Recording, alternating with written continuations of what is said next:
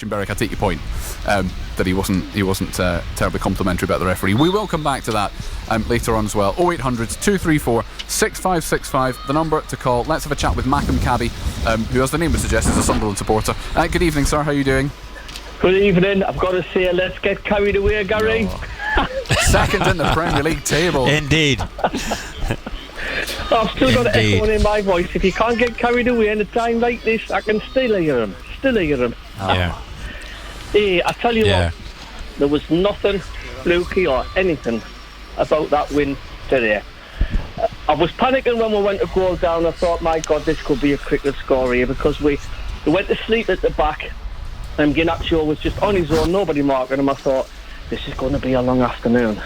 But as the minutes ticked, Sunderland just started to creep into the game more and more and more, started to get more settled, more organised, look comfortable at the back.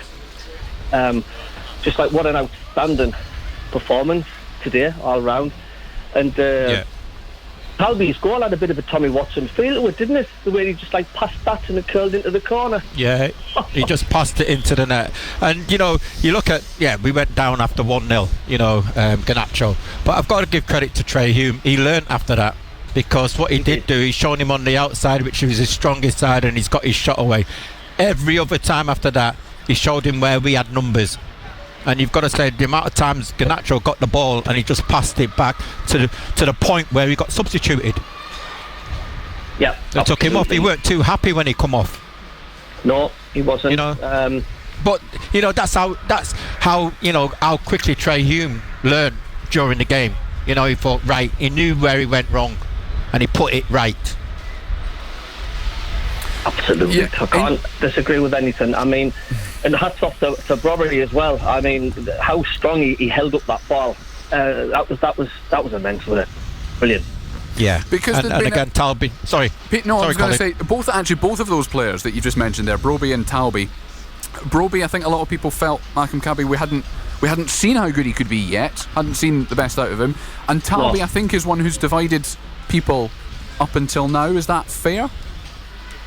I would say so. I mean, but look, I mean, especially with Talby, I mean, the pace he showed when we got that second goal against Wolves. Yes, it was an Albion deflection on goal, but he's grown and grown more and more with each game, and then for Brobbery, it's like he's only going to do himself any favours, isn't he, by doing things like that when he comes on.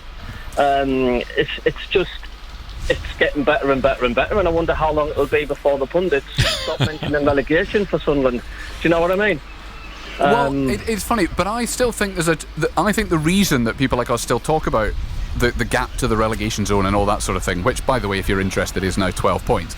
I think that's because a lot of Sunderland fans have still got the perspective of, well, every win is 3 points closer to 40, which is still the first aim, though, isn't it? Yeah, it is the first aim. And again, Colin, do we need 40 points? We might not need 40 points. Yeah. But to say that Sunderland have got 17 points on board already, nobody would have thought that. Yeah. To be that close to 2 points a game. Yeah. Nobody would have thought that they would have beaten Chelsea. Nobody would have thought that they would be second in the league. Indeed. Mackem CABBIE, we're going to leave it there, but thank you very much for your time as always. And lots of us thinking about Davy and how carried away he would absolutely be getting at seeing his side second top of the Premier League table. 0800 234